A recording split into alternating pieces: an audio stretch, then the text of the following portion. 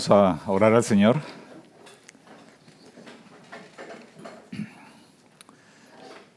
Sí, Padre, queremos honrar tu nombre en esta tarde. Queremos hacerlo, Señor, estando atentos a tu palabra. Queremos rogarte, Señor, que tu Espíritu Santo nos dé la capacidad de escuchar tu palabra, de entenderla, de atesorarla en nuestro corazón, de vivirla, Señor, con gozo, con esperanza, Padre, por la salvación tan grande que tú nos has dado, Padre.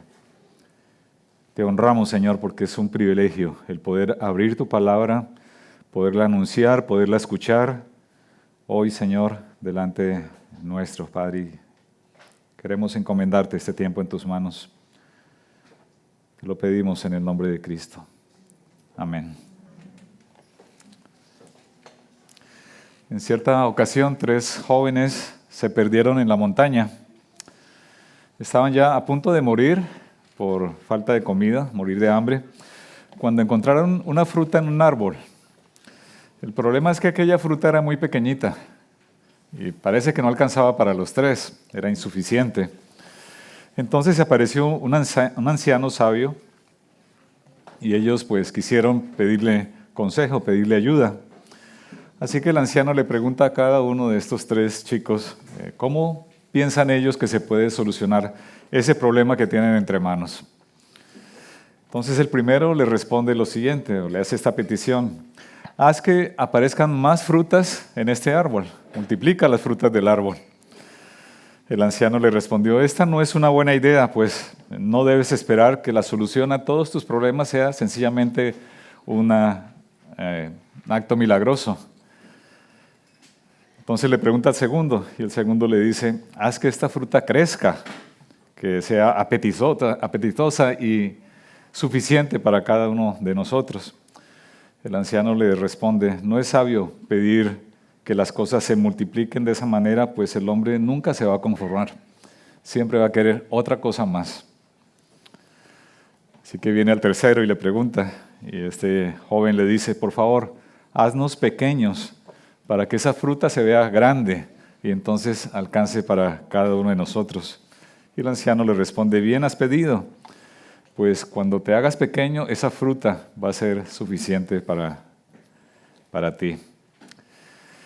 Bueno, hoy vamos a ver un mensaje, el mensaje de Pablo aquí en la carta de Corintios, que vamos a leer enseguida, que nos habla un poco de esta misma historia, de la historia de un mensaje que parece pequeñito, parece insuficiente, parece poco deleitoso, poco atractivo, pero es el mensaje que necesitamos.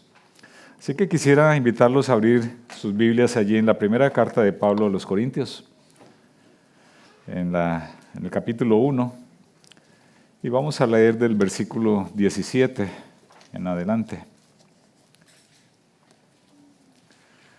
Dice la palabra del Señor allí en 1 Corintios: pues no me envió Cristo a bautizar, sino a predicar el Evangelio, no con sabiduría de palabras, para que no se haga vana la cruz de Cristo. Porque la palabra de la cruz es locura a los que se pierden, pero a los que se salvan, esto es, a nosotros, es poder de Dios. Pues está escrito: destruiré la sabiduría de los sabios y desecharé el entendimiento de los entendidos. ¿Dónde está el sabio? ¿Dónde está el escriba? ¿Dónde está el disputador de este siglo? ¿No ha enloquecido Dios la sabiduría del mundo? Pues ya que en la sabiduría de Dios el mundo no conoció a Dios mediante la sabiduría, agradó a Dios salvar a los creyentes por la locura de la predicación. Porque los judíos piden señales y los griegos buscan sabiduría, pero nosotros predicamos a Cristo crucificado, para los judíos ciertamente tropezadero y para los gentiles locura, mas para los llamados, así judíos como griegos, Cristo, poder de Dios y sabiduría de Dios. Porque lo insensato de Dios es más sabio que los hombres, y lo débil de Dios es más fuerte que los hombres. Pues mirad, hermanos, vuestra vocación, que no sois muchos sabios según la carne, ni muchos poderosos, ni muchos nobles, sino que lo necio del mundo escogió Dios para avergonzar a los sabios, y lo débil del mundo escogió Dios para avergonzar a lo fuerte, y lo vil del mundo y lo menospreciado escogió Dios, y lo que no es para deshacer lo que es, a fin de que nadie se jacte en su presencia. Mas por Él estáis vosotros en Cristo Jesús, el cual nos ha sido hecho por Dios sabiduría, justificación, santificación y redención, para que, como está escrito, el que se gloría, gloríese en el Señor. Amén. Hermanos, llegamos al final de esta serie de sermones sobre la sabiduría. Hemos hecho ya 14 sermones. Hemos tratado muchos de los temas que trae el libro de Proverbios. No los hemos tratado todos, es verdad. No hemos hablado, por ejemplo, de la pereza, no hemos tocado el tema de la crianza de los hijos, de cómo llevar los negocios y tantos otros temas que aparecen. Pero creo que hemos conseguido entender cuál es el propósito de Dios con este precioso libro de la sabiduría de Proverbios. Podemos resumir los propósitos de Dios en 2 puntos principales. En primer lugar, está claro que ninguno de nosotros somos capaces de alcanzar ese nivel de virtud de la sabiduría, ¿verdad? Por más que nos esforcemos, no llegamos. Somos incapaces de llegar al punto de poder aplicar en nuestra vida cotidiana todos los consejos, todos los proverbios que el Señor nos da allí en ese libro. Esa es una primera conclusión. Y la segunda es que solo Cristo es la verdadera sabiduría de Dios. Hemos insistido al final de cada sermón en esas 2 conclusiones. No llegamos al nivel que nos pide el libro de Proverbios, y solo Cristo es la verdadera sabiduría. Ha sido la conclusión de cada sermón. Y esas conclusiones concuerdan de alguna manera con 2 historias que son muy importantes para nosotros como creyentes. En primer lugar, concuerda con la historia de la creación, porque nosotros existimos no por nosotros mismos, sino porque Dios nos ha creado, ¿verdad? Y en segundo lugar, y esto más importante aún, concuerda con la historia de la salvación. Nosotros no nos podemos salvar a nosotros mismos. Necesitamos de un Salvador. Concuerda con la revelación de Dios, ¿verdad? Concuerda con esa naturaleza que nos revela un Dios sabio, poderoso, capaz de crear todo lo visible y todo lo invisible.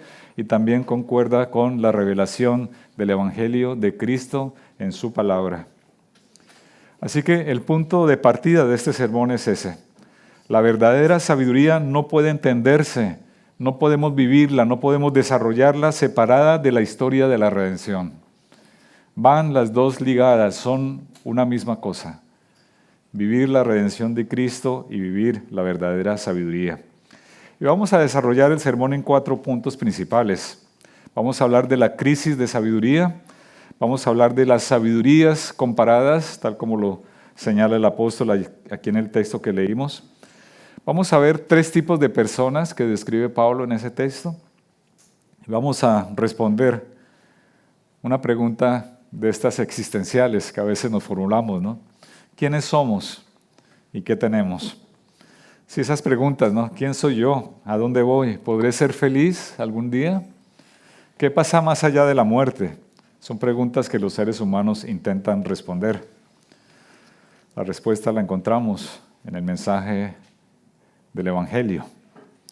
Vamos entonces con el primer punto, la crisis de la sabiduría. Corinto, si ustedes investigan un poco, era una ciudad muy cosmopolita, era una ciudad muy liberal, una ciudad muy tolerante de las diferentes religiones. Habían templos para todos los dioses de los romanos, para todos los dioses de los griegos, había sinagogas también, había toda cantidad de templos porque era muy tolerante de las diferentes religiones. Y además era una ciudad muy pujante económicamente, por su ubicación estratégica era propicia para que creciera económicamente. Pero a la vez era una ciudad donde había gran maldad. Vamos, que era una ciudad como las nuestras, ¿no? Cualquiera de las ciudades grandes que conocemos coincide con esas mismas características, como las de hoy. Los griegos y los romanos hablaban de Corinto como la ciudad de fornicación, la ciudad de prostitución. Ese era el calificativo que tenía esa ciudad. Acuñaron un término griego, korintasetai. Ese término griego significaba vivir a lo Corinto.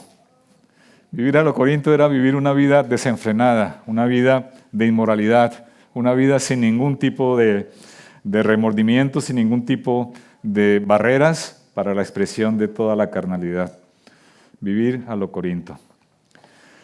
Pablo fundó una iglesia, plantó una iglesia allá en Corinto, una iglesia a la que amó entrañablemente. Y aquí, al comenzar el texto, podemos entender claramente que Pablo intentaba abordar una problemática que vivía esta iglesia. Bueno, eran muchos problemas los que tenía la iglesia de Corinto, realmente. Si leemos todo el capítulo, todo el libro de Corinto, mejor, de la carta de los Corintios, vamos a ver que Pablo abordaba temas como ese, de la inmoralidad sexual. Pablo aborda también conflictos que se presentaban por temas de la alimentación, por ejemplo. Aborda temas de la vida de la iglesia, del culto, de la vida eclesial. Aborda temas de la incomprensión de lo que significa la resurrección de Cristo. Pero aquí en estas primeras de cambio, en estos primeros capítulos, Pablo aborda un tema importante, que es el tema de las divisiones internas de la iglesia. Divisiones causadas por esas preferencias hacia uno u otro líder. Alguno decía, yo soy de Pablo, yo soy de Pedro, yo soy de Apolos, yo soy de Cristo. Y había como una especie de pugna entre ellos. Fue una crisis cultivada básicamente por la influencia de la mochila que ellos todavía llevaban encima. Una mochila cargada, en primer lugar, de esa cultura griega en la que se encontraban, cargada además del judaísmo que muchos incorporaron y también del gran liberalismo que vivía aquella ciudad. Dice los historiadores que en Corinto había al menos 70 escuelas de la filosofía. Esas escuelas tenían como característica que exponían, los representantes exponían en las plazas sus propias conclusiones filosóficas y había rivalidad entre ellos. No estaban de acuerdo, había una pugna entre ellos, a ver quién ganaba, ¿no? Y esa pugna, esas divisiones por quién era el líder que llevaba la vocería, se trasladó también a la iglesia, de alguna manera. Entonces, por eso habían esas disputas. Por eso algunos decían eso que decían, que era de Pablo, de Apolos, de Pedro. A esa crisis nosotros la vamos a llamar esta tarde la crisis de sabiduría. La llamamos así porque se produce cuando hay una confusión en el significado de lo que es la verdadera sabiduría. Y esa confusión está muy relacionada con algo muy característico del ser humano, y es nuestro orgullo que todavía tenemos en el corazón. Nos creemos más sabios que Dios, y estamos allí, en ese choque entre la sabiduría que nos expresa la palabra y lo que nosotros consideramos que es bueno para nuestra vida. Hay una crisis de sabiduría. Pablo identifica dos tipos de sabiduría y las pone en contraste. La sabiduría humana, aquella caracterizada por la palabrería, por esa capacidad de discurso, por la retórica que era muy conocida entre los griegos, esa sabiduría que ellos amaban entrañablemente. Y la pone en contraste con la verdadera sabiduría, que es la palabra de la cruz. Lo identifica así el apóstol aquí en su carta, tal como lo dice el versículo 18, ¿no? Dice, porque la palabra de la cruz es locura a los que se pierden, pero a los que se salvan esto es, a nosotros es poder de Dios.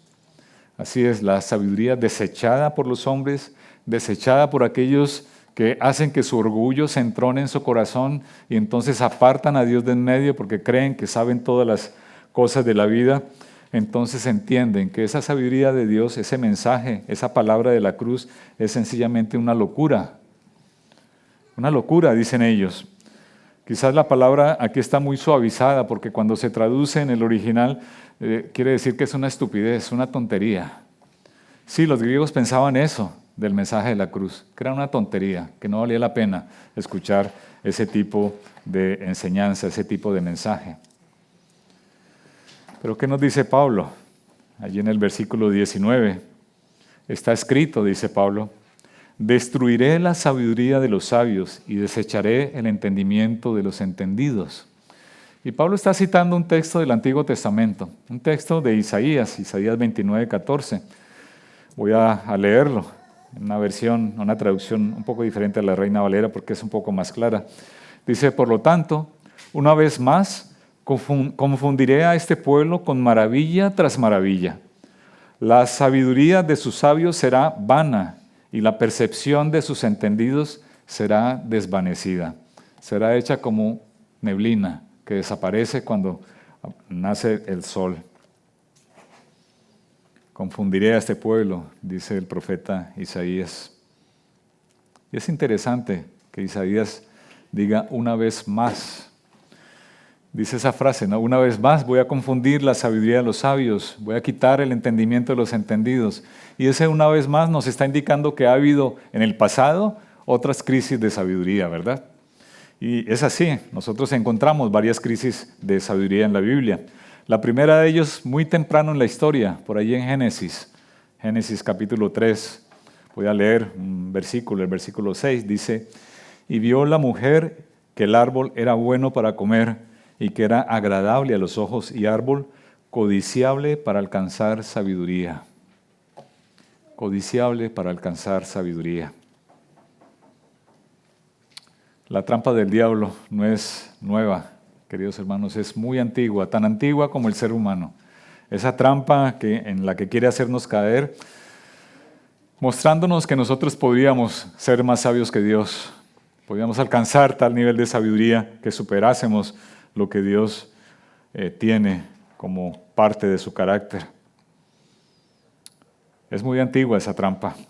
Y lo triste es que esa trampa sigue siendo muy actual en nuestros días. El hombre sigue cayendo una y otra vez en la misma trampa. Sigue cayendo una vez más en esa misma necedad en la que cayó el hombre desde sus inicios. El hombre quiere vivir a espaldas de Dios, quiere darle la espalda al Señor y en ello empeña su vida creyendo que puede ser más sabio que Dios. Una y otra vez, tú lo has vivido, yo lo he vivido. No estoy hablando aquí cosas por allí de otras personas, estamos hablando de tú y yo. Hemos caído una y otra vez en esa contradicción, ¿no? De creernos más sabios que Dios.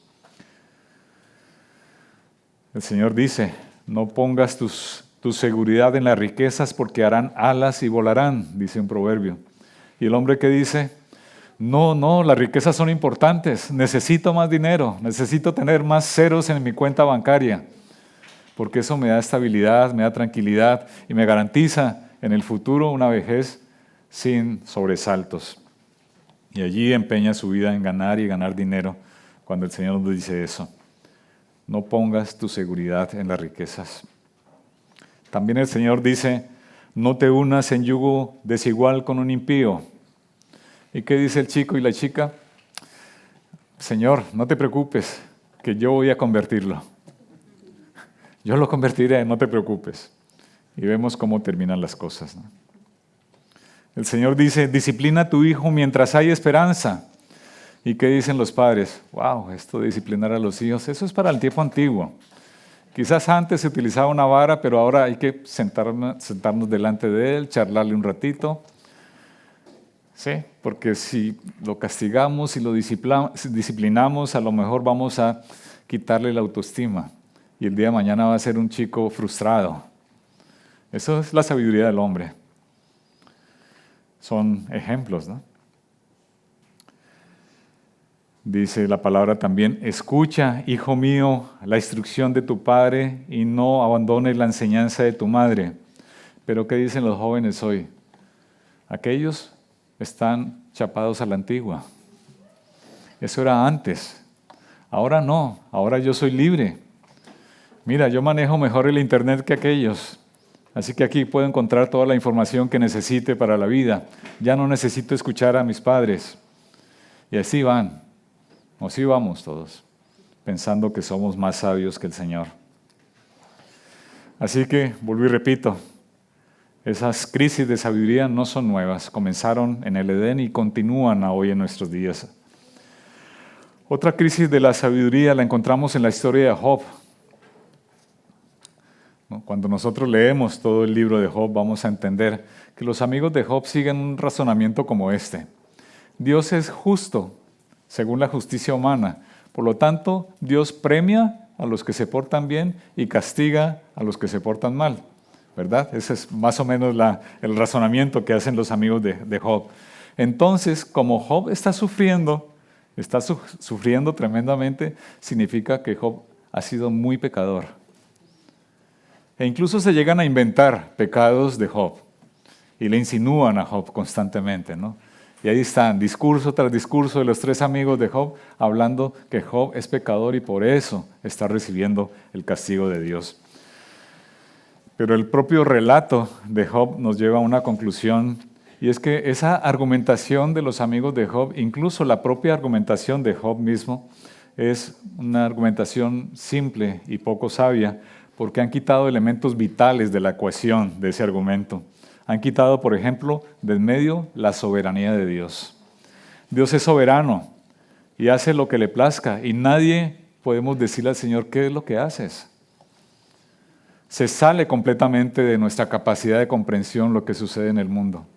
Job no podía entender qué le pasaba a él. Los amigos de Job sacaban conclusiones equivocadas. ¿Por qué? Porque ellos pensaban que eran tan sabios, su mentalidad era tan grandiosa que podían entender la justicia de Dios. Pablo les dice, nos dice a todos nosotros, ¿quién eres para que alterques con Dios? Dirá el vaso del barro al que lo formó, ¿por qué me has hecho así?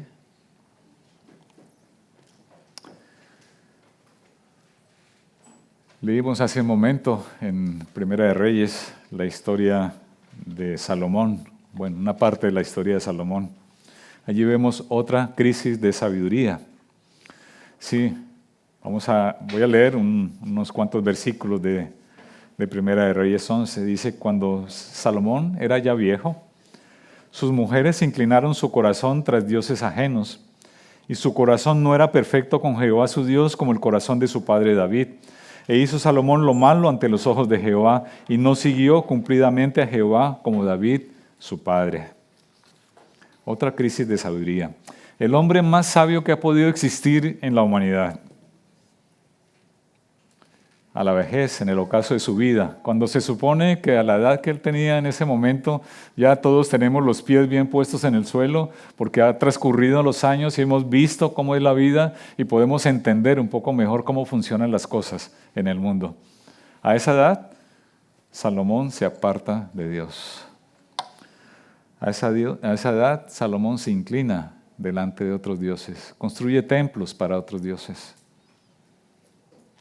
¿Qué le pasó a Salomón? Es una pregunta que todos nos hemos formulado alguna vez, ¿no? ¿Qué le sucedió a este hombre? ¿Cómo pudo caer de esa manera? Hay una palabra que se está utilizando ahora mucho, que es la palabra esmombies. ¿Sí la han escuchado? Esmombies. Es un híbrido entre smartphone y zombies. Nos encontramos con ellos por ahí por la calle de cuando en cuando, ¿verdad? Va ahí el chico con el móvil tecleando sin mirar por dónde va. ¿Sí? Casi que tiene uno que hacerse al lado porque si no lo arrolla, ¿no? Son los zombies. No sé si alguno de ustedes ha sido un zombie por ahí en la calle. Pero a Salomón le pasó eso mismo. Despreocupado de la vida, iba entretenido con sus mujeres, 1000 mujeres, bueno, era mucha entretención, ¿verdad? El móvil allí mirando las fotos de las 1000 mujeres, imagínense. Y cayó en el abismo. Cayó en el abismo. Él que tanto había anunciado y tanto dice en los proverbios, cuídate de la mujer extraña, porque quiere atrapar tu corazón y quiere llevarte a la muerte. Él cayó en eso que tanto predicó. ¿Qué le pasó a Salomón? Perdió su enfoque, ese enfoque principal de Proverbios. Teme a Jehová. Y él giró su rostro a otro lado y no siguió mirando al Señor. Hemos estado estudiando el libro de Proverbios y creo que ha sido de gran provecho espiritual para nosotros. Pero quiero decirte algo, querido hermano. Si tú asumes el libro de Proverbios despegado de la Biblia, si no lo ves cosido con ese hilo que entreteje cada uno de los textos de la palabra del Señor, que no es otro que el hilo de la redención, que habla de Jesucristo constantemente, Proverbios carecerá completamente de utilidad para tu vida. No tendrá ningún sentido. Sí, podrás a lo sumo llevar una vida moralista, pero no tendrás nada más que eso. Porque repito el argumento de este sermón, la verdadera sabiduría, queridos hermanos, no puede entenderse, no puede vivirse aparte del mensaje de la cruz de Cristo. No podemos entender el libro de Proverbios si no lo vemos con un trasfondo, el trasfondo del mensaje de la cruz de nuestro Señor, el mensaje de la salvación. Déjame poner un par de ejemplos prácticos. Tú puedes dedicarte a disciplinar a tu hijo todo lo que haga falta, pero si no lo haces con ese deseo ferviente de que entienda la misericordia de Dios, que entienda que necesita de Cristo, porque también es pecador, tú, en el mejor de los casos, vas a tener el día de mañana un fariseíto en casa. En el mejor de los casos. No va a tener a una persona que entienda el mensaje del Evangelio. ¿Es eso lo que quieres con tu hijo? ¿Verdad que no? ¿Puedes tú casarte con una persona que asiste regularmente y fielmente a la iglesia, pero si no estás construyendo un hogar que esté reflejando la relación entre Cristo y la iglesia, tu matrimonio, no digo que va a ser un desastre, pero va a ser muy frustrante para ti? Porque el matrimonio es una sombra de la relación de Cristo con su iglesia. Y si no miras a Cristo en tu matrimonio, no vas a ir a ninguna parte. Puedes tú dar las ofrendas de todo lo que el Señor te ha dado, pero si no lo haces con el gozo de estar contribuyendo para la extensión del reino de Dios, tu alma no será prosperada. No serás prosperada. Así es, queridos hermanos. No puedes quitar tu mirada de la cruz de Cristo. No hagas como Salomón. No reflexiones como los amigos de Job. No atiendas la voz de Satanás como Adán y Eva. Mira a Cristo y allí encontrarás realmente la verdadera sabiduría. No seas sabio en tu propia opinión. Teme a Jehová y apártate del mal. Esas crisis de la sabiduría, he puesto solamente 3 ejemplos de esas crisis, nos llevan a las preguntas retóricas de Pablo allí en el versículo 20. ¿Dónde está el sabio?, pregunta Pablo. ¿Dónde está el escriba? ¿Dónde están aquellos entendidos de la ley de los judíos? ¿Dónde están los sabios griegos? ¿Dónde está el disputador de este siglo? ¿Dónde están los filósofos griegos? ¿No ha enloquecido Dios la sabiduría del mundo? Son preguntas retóricas que no esperan una respuesta, sino más bien invitan a una reflexión. Invitan a que pensemos un poco en ella, ¿no? Y me hacía pensar mucho la última pregunta, sobre todo, ¿no ha enloquecido Dios la sabiduría del mundo? Pensando un poco en la situación que estamos viviendo desde hace más de un año, con esto del COVID. El Señor de un plumazo quitó muchos ídolos del corazón de la humanidad, ¿verdad? ¿Dónde están los científicos de este mundo? Que orondos andaban con el pecho erguido, ¿no? Tenemos la solución a todas las cosas de la vida. No necesitamos de Dios. Somos capaces de mirar el mundo por medio de un microscopio, de entenderlo por medio de un telescopio. ¿Dónde están los científicos?, dice Pablo. ¿Dónde están los políticos de este mundo? Los políticos que prometían mucha abundancia económica, empleo para todos y tantos privilegios que decían en sus promesas electorales, ¿dónde están? Si ahora están desavergonzados porque no saben qué hacer con lo que está pasando. ¿Dónde están los jóvenes que se vestían los viernes o los sábados en la noche con faldas cortas y con trajes para ir a las discotecas a ver qué podía pasar allí? ¿Dónde están si las discotecas han tenido que cerrar? ¿Dónde están los que pasaban horas y horas en los bares debatiendo cosas que no tenían ninguna importancia? ¿Dónde están aquellos que iban al fútbol allí a inclinarse delante de sus dioses, los jugadores, si los estadios están vacíos? ¿Dónde están las grandes empresas que querían acumular y acumular dinero en sus bolsillos? ¿Dónde están las compañías aéreas que han tenido que parar los vuelos e incluso convertir sus aviones en restaurantes? ¿No ha enloquecido Dios la sabiduría del mundo?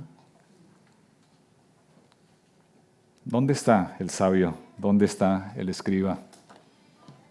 ¿Dónde está el disputador de este siglo? Y ahí entramos a las sabidurías comparadas, el segundo punto. Vuelvo a señalar otra vez el punto clave de este mensaje, de este sermón. No es posible vivir una vida sabia apartados del mensaje de la cruz.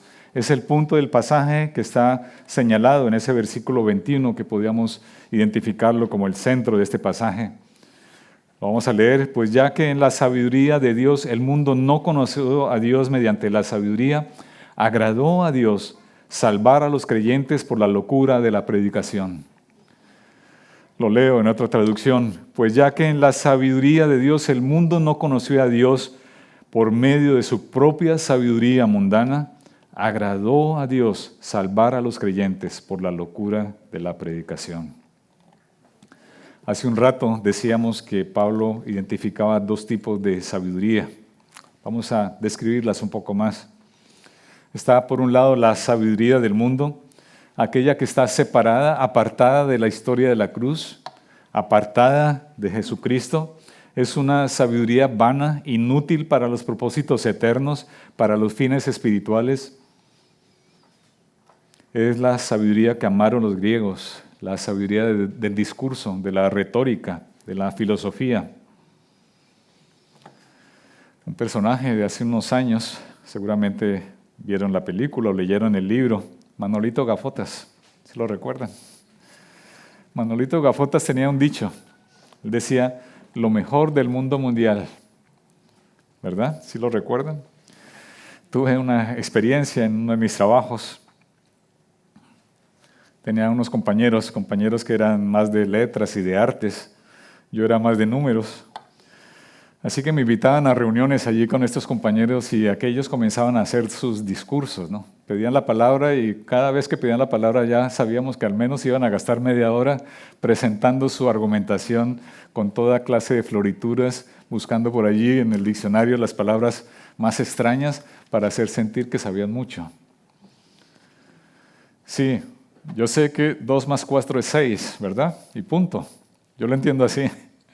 Ellos decían, bueno, es que el 2 es el número muy bonito. Mira, está en una combinación con una curva y luego para un poco adornar esa curva hay una línea recta que termina en un ángulo agudo y en una línea horizontal que nos transmite entonces como una sensación de estabilidad. Luego está un signo que lo llamamos adición. Está adicionando algo y adiciona otro número. Este número es más feo. Son solamente líneas rectas, un 4.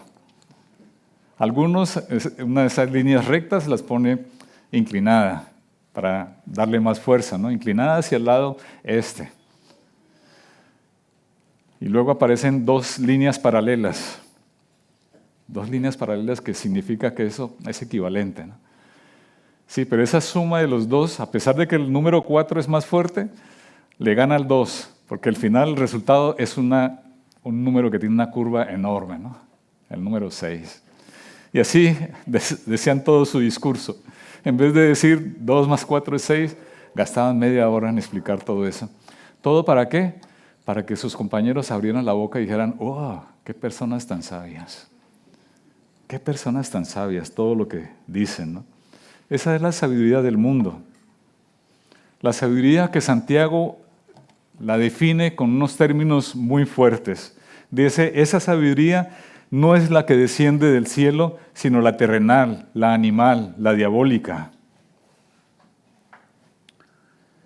Pero está el segundo tipo de sabiduría, la verdadera, la que desciende de Dios, la que viene de lo alto. Esa sabiduría, según Santiago, también es pura, pacífica, amable, benigna, llena de misericordia, de buenos frutos, sin incertidumbres ni hipocresía.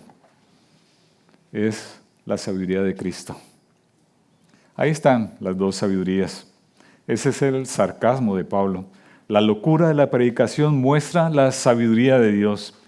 La predicación de un mensaje, el mensaje de la cruz que los griegos consideraban una tontería, que los griegos consideraban una estupidez. ¿Cómo es posible que la respuesta a todas las preguntas trascendentales de la vida vengan a través de un hombre, además de un hombre judío, por allí de una nación pequeñita, y además un hombre que nació en un establo, que vivió en una ciudad que los mismos judíos consideraban una ciudad que no tenía ninguna importancia para ellos, Y además de todo esto, un hombre que fue ajusticiado como un don nadie en una cruz, muriendo la muerte más vergonzosa que se podía vivir en ese momento por un ser humano. ¿Cómo tal mensaje puede traernos buenas noticias? ¿Cómo tal mensaje puede salvarnos? Decían los griegos. Para ellos eso era una locura, una cosa absurda. Hoy también muchas personas dicen lo mismo cuando nosotros hablamos el mensaje de la cruz. ¿Pero qué estás diciendo? Te dicen, ¿verdad?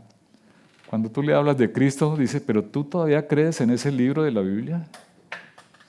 ¿Tú todavía estás criando a tus hijos como dice la Biblia? ¿Pero qué te pasa si estamos en el siglo XXI?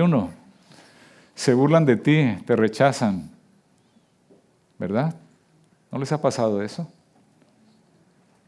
Es una locura para el mundo, la sabiduría de Dios. Es una locura para el mundo el mensaje de la cruz, el mensaje del cual nos está hablando Pablo. Pero el Señor nos demanda que sigamos predicando ese mensaje. No pensemos, hermanos, que podemos ser más atractivos si predicamos un mensaje diluido, un mensaje que haga sentir bien a las personas.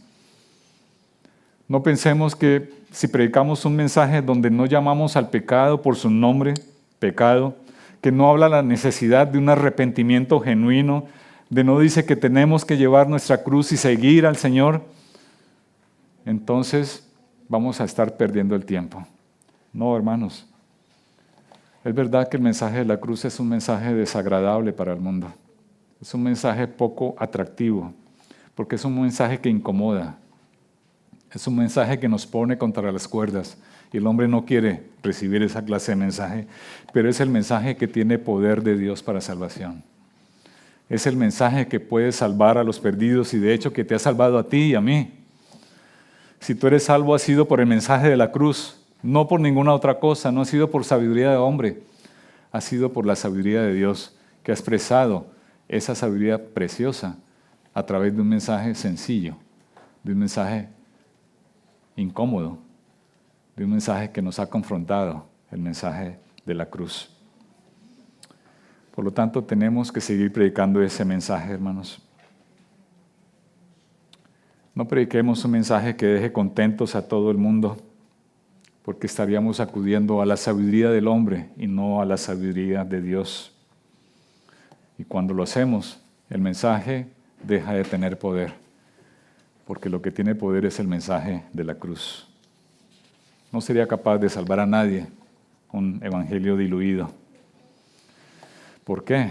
Bueno, Pablo lo responde, porque agradó a Dios salvar a los creyentes por la locura de la predicación. Agradó a Dios salvar a los creyentes por ese mensaje tan insulso, por ese mensaje tan poco sabio, por ese mensaje tan tonto de los que decían los griegos. Por ese mensaje agradó Dios salvarte a ti y salvarme a mí. A Él le agradó, por su sola soberanía, por su sola decisión. Gloria al Señor por eso. Tal mensaje, queridos hermanos, aun cuando sea una locura, aun cuando sea una tontería para los que se pierden, es poder de Dios para salvar. Pablo habla de 3 tipos de personas en este texto, los versículos 22 al 25. Dice, porque los judíos piden señales y los griegos buscan sabiduría, pero nosotros predicamos a Cristo crucificado, para los judíos ciertamente tropezadero y para los gentiles locura, mas para los llamados, así judíos como griegos, Cristo, poder de Dios y sabiduría de Dios, porque lo insensato de Dios es más sabio que los hombres, y lo débil de Dios es más fuerte que los hombres. Encontramos allí 3 tipos de personas. En primer lugar, los que tropiezan en la cruz. La historia del pueblo judío habla de grandes milagros. Desde el Éxodo en adelante habla constantemente. Pueden leer sus Biblias a partir de Éxodo y van a ver milagro tras milagro. Cómo el Señor sostuvo de manera milagrosa a este pueblo. Y los evangelios nos dicen que ellos exigieron a Jesús que hiciera milagros para creer en Él. No entendieron que toda la Escritura, que todas aquellas señales, que todos aquellos milagros estaban apuntando a Cristo. Y cuando llegó Cristo, no lo quisieron, lo rechazaron. Juan nos dice con claridad, ¿qué señal? Le dicen al Señor. ¿Qué señal pues haces tú para que veamos y te creamos? ¿Qué obras haces? Le preguntan al Señor. El Señor responde y les dice, la generación mala y adúltera demanda señal, pero señal no les será dada, sino la señal del profeta Jonás. Sí, recibieron las escrituras que hablaban de Cristo, pero cuando Él vino, vuelvo y repito, negaron que Él fuese el Mesías. Rechazaron el mensaje de la cruz, rechazaron a Cristo crucificado porque para ellos eso es una piedra de tropiezo. Ellos pensaban en la palabra Mesías, esa palabra que significaba para ellos poder, esplendor, victoria, triunfo. En cambio, la cruz significaba debilidad, humillación, derrota, maldición. Eso significaba la cruz para los judíos. Por lo tanto, rechazaron el mensaje de la cruz. Hoy nos encontramos con ese tipo de personas también. Algunos que seguramente te han dicho lo siguiente, muéstrame a Dios a ver dónde está, y cuando lo vea voy a creer en Él. ¿Sí te han dicho eso alguna vez? ¿Dónde estaba Dios para salvar a aquella persona de aquella situación tan mala que está viviendo? ¿Dónde estaba Dios para salvar todos aquellos miles de personas que murieron por ese tsunami o por ese volcán o por ese terremoto? Si existe Dios, que haga un milagro y me sane de esta enfermedad, que haga un milagro y corrija a mi hijo que anda perdido en las drogas. Y así la gente sigue demandando milagros, demandando señales para creer en Dios. Pero aun cuando los milagros sucedan, no van a creer en Dios. No van a creer en Él. Demandan señales para creer y no lo van a hacer. Recordamos el mensaje del rico y Lázaro. El rico desde el infierno le pide a Abraham que envíe a Lázaro de vuelta a la tierra para que les anuncie las verdades a su familia y que no tengan que venir al lugar de tormento donde él se encontraba. ¿Y qué le responde a Abraham? A Moisés tienen y a los profetas, óiganlos a ellos. Si no oyen a Moisés y a los profetas, tampoco se persuadirán, aun cuando se levante de los muertos alguien a hablarles. Aun cuando alguien resucite, no van a creer en el mensaje de la salvación. En el contexto actual, el Señor diría, ahí están los predicadores anunciando la verdad del Evangelio, escúchenlo a ellos y dejen de buscar milagros. Escuchen el mensaje de la cruz. Está ese primer tipo de personas. Luego hay otro tipo de personas, los que menosprecian la cruz. Estos son los griegos. Es el tipo de persona académica, aquel que quiere racionalizar todas las cosas y entenderlo al pie de la letra, entender esas respuestas intelectuales sobre los dilemas de la vida. Quieren ser convencidos con una argumentación muy bien elaborada, con todos los cabos bien atados. Son los que la Biblia llama también los estoicos, ¿no? Los que quieren dominar los hechos, las pasiones y los problemas con su propio razonamiento. O los epicúreos, los que buscan una vida feliz por medio de los placeres y la ausencia de las preocupaciones. Son ese tipo de personas que te invitan a la mesa de debates para hacerte las preguntas más rebuscadas, para ver qué respondes, pero no para creer en Cristo, no para creer en Él. Ahí están esos dos tipos de personas. ¿Y tú qué tipo de persona eres? ¿Estás buscando un milagro portentoso para venir a los pies de Cristo? ¿O eres de aquellos que quieren ser convencidos del significado de la vida y lo que se espera más allá, usando grandes argumentos intelectuales o científicos? Hermanos, aquí nosotros no hacemos milagros. No ponemos anuncios en la calle diciendo, en el culto de las 11 de la mañana de tal día va a haber milagros y prodigios en esta iglesia. No somos de aquellos, ¿verdad? No ponemos una mesa de debates ni invitamos a grandes pensadores a debatir aquí sobre los asuntos de la vida. Pero nosotros predicamos a Cristo crucificado, para los judíos ciertamente tropezadero y para los gentiles locura.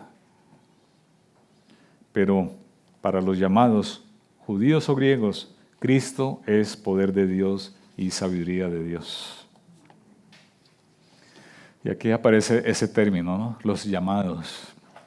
Es el tercer tipo de personas, los llamados a entender y a vivir el poder y la sabiduría de Dios. Los llamados por la gracia de Dios que han respondido por fe con un genuino arrepentimiento delante de Él, porque entienden que el mensaje de la cruz es poder de Dios para salvar.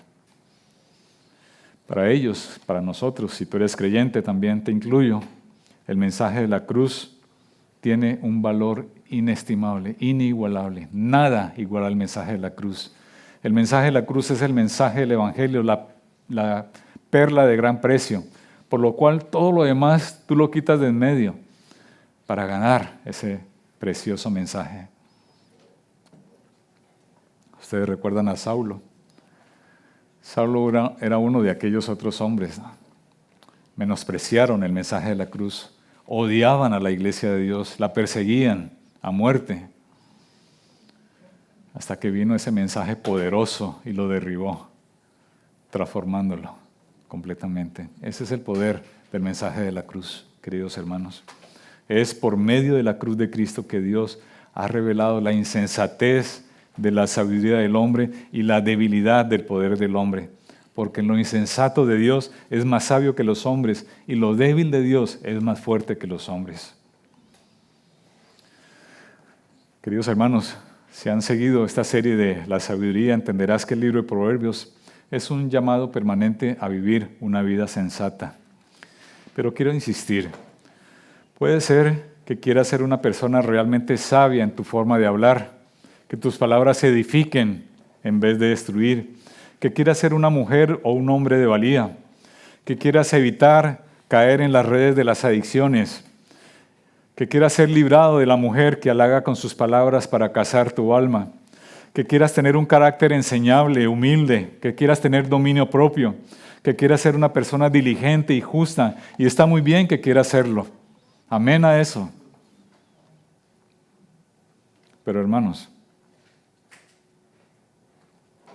si buscas todo eso, si buscas ser esa clase de persona y no estás abrazado al mensaje loco de la cruz, estás perdiendo el tiempo. No vas a lograr nada. No vas a tener nada. Porque la verdadera sabiduría es la sabiduría de Cristo. Por eso los dichos sabios necesitan ser traspasados por el mensaje de la cruz. Tú necesitas cada día venir a los pies de tu Redentor, mirarlo con fe, humillarte delante de Él cada día, hermanos, para ser verdaderamente sabio según Dios. El último punto, aquella pregunta, ¿quiénes somos y qué tenemos? Quiero que mires a tu alrededor, las personas que están a tu lado. Allí echa un vistazo a quién tienes a tu lado. ¿Sí? Y vean lo que dice la palabra del Señor. No sois muchos sabios según la carne, ¿verdad?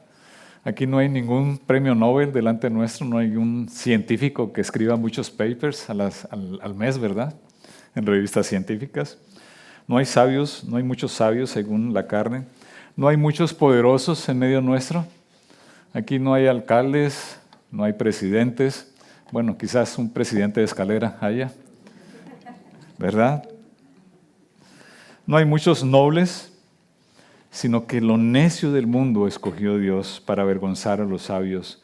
Lo débil del mundo escogió Dios para avergonzar a lo fuerte. Y lo vil del mundo y lo menospreciado escogió Dios y lo que no es para deshacer lo que es, a fin de que nadie se jacte en su presencia. ¿Recuerdan la ilustración de la fruta al principio? Pues eso es lo que dice el Señor aquí. Tú necesitas ser pequeñito. ¿Para qué? Para que ese mensaje de la cruz tome la dimensión que tiene. Un mensaje poderoso, grande, glorioso. El mensaje que nos habla de la redención por medio de la cruz de Cristo. El mensaje que nos habla de la gracia del Señor para salvar pecadores como estos que describe Pablo. Lo vil del mundo. Allí extendió su mano el Señor, lleno de gracia y de misericordia, para tomarte a ti y sacarte del reino de las tinieblas al reino de la luz. Ese es el mensaje de la cruz, queridos hermanos. Ese es el mensaje de salvación. A los llamados, a los que Él escogió, a los que Dios escogió a través del mensaje de la cruz, nos deja ver cuán débiles somos a fin de que nadie se jacte en su presencia. Hermanos, cuando el Señor dice que no hay ningún fuerte, ningún sabio, ningún grande en medio nuestro, avergüenza a esas personas, no es con el fin de exaltarnos a nosotros, que somos los débiles y los viles. No es para eso, es para ponernos a todos en nuestro lugar. Todos somos de aquellos últimos, necesitados de Dios, necesitados de su perdón, necesitados de su gracia. Allí estamos todos, hermanos. Así que después de ser tan explícito, el apóstol Pablo nos muestra que a pesar de ser quien somos, tenemos todas las bendiciones espirituales en Cristo. Así lo dice el versículo 30, en otra traducción lo dice de esta manera. Y es más bien por causa de Él que vosotros estáis en Cristo Jesús, quien ha sido hecho sabiduría de Dios para nosotros, justicia, santidad y redención. Así es, hermanos. No somos nadie para el mundo. No hay ningún famoso aquí, no hay paparazzi esperándonos allí en la puerta para tomarnos fotos, ¿verdad? Ninguno. Sí, pero al mismo tiempo tenemos todo lo que necesitamos para vivir una vida gozosa, una vida de gratitud, una vida con esperanza, una vida santa delante del Señor. Todo lo que realmente vale la pena, Dios nos lo ha entregado a través del mensaje de la cruz de Cristo. Dios muestra su sabiduría a través de lo que nos otorga por medio de la obra de Cristo. Justificación, santificación y redención. No voy a detenerme en esos términos teológicos, pero déjenme decirles solamente que somos declarados justos por medio de Cristo. Somos santificados, puestos aparte como un pueblo especial, no porque seamos especiales, sino porque Él nos escogió. Y somos redimidos, somos declarados libres de las cadenas del pecado porque Cristo pagó un precio allí en la cruz del Calvario. Hermanos, por eso es que el mensaje de la cruz es el mensaje de salvación. No dejemos de predicar nunca ese mensaje, porque ese mensaje es nuestra gloria. Lo dice el texto. Ese mensaje es nuestra gloria. Lo dice el versículo 31. El que se gloría, gloríese en el Señor. Un día el pastor Robert Murray McChain le entregó un folleto con este mensaje, el mensaje de la cruz, a una mujer. Esta mujer se ofendió tremendamente. Usted no sabe quién soy yo, le dijo la mujer con un tono de indignación. Y él le responde, señora, vendrá un día de juicio, en el cual no importará quién es usted, porque nadie podrá jactarse en el tribunal de Cristo. Así es, hermanos. Lo importante aquel día no es quién eres tú, sino quién es Cristo para ti. ¿Qué hiciste con el mensaje de la cruz? Es lo que valdrá en aquel día. Así que, querido hermano, querido amigo, quiero dejarte esa pregunta. ¿Qué tipo de persona eres tú? ¿Qué tipo de sabiduría quieres buscar? ¿Eres de aquellos que tropiezan con la cruz de Cristo porque quieres milagros para ver la esencia de la salvación? ¿O eres de los que se burlan y menosprecian el mensaje de la cruz? ¿Buscas la sabiduría de los hombres o quieres y anhelas la sabiduría de Dios? Esas preguntas existenciales que mencionamos hace un rato, solo el mensaje de la cruz los puede responder. Solo el mensaje de la cruz. ¿Quiénes somos? ¿Para qué estamos en este mundo? ¿Qué hay más allá de la muerte? Esas preguntas las responde el mensaje de la cruz con claridad. Espero que tengas las respuestas a esas preguntas. Por eso, queridos hermanos, predica el mensaje de la cruz. No importa que tu familia no te quiera coger el teléfono o que no te abra la puerta cuando llegas a visitarlos. Sigue anunciando el mensaje de la cruz porque es poder de Dios para salvación. No lo endulces, no lo maquilles, habla el mensaje de la cruz. Canta el mensaje de la cruz con gozo delante del Señor. Habla el mensaje de la cruz, porque es poder de Dios para salvación. Amén. Oremos al Señor, hermanos. Padre, queremos darte gracias por la obra de Cristo en la cruz del Calvario. Gracias, Señor, por abrir nuestros ojos y nuestro corazón para entender este precioso mensaje. Oh Señor, y te rogamos que también abras los oídos y el corazón de aquellos que escuchan ese mensaje, para que tu palabra haga el efecto en ellos de transformarlos, de llamarlos al arrepentimiento, para que miren a Cristo con fe y tú los apartes también para tu reino. Señor, haznos entendidos de lo que significa la verdadera sabiduría. Señor, es verdad que no somos lo máximo de este mundo, somos lo vil de este mundo, pero Padre, en ti tenemos todas las riquezas eternas y te agradecemos, Señor, porque son inmerecidas, han sido por tu gracia y por eso queremos seguirte hasta el final, seguirte hasta la muerte, Señor, porque queremos estar allí delante de ti y honrar tu nombre por la eternidad. Te lo pedimos en Cristo. Amén.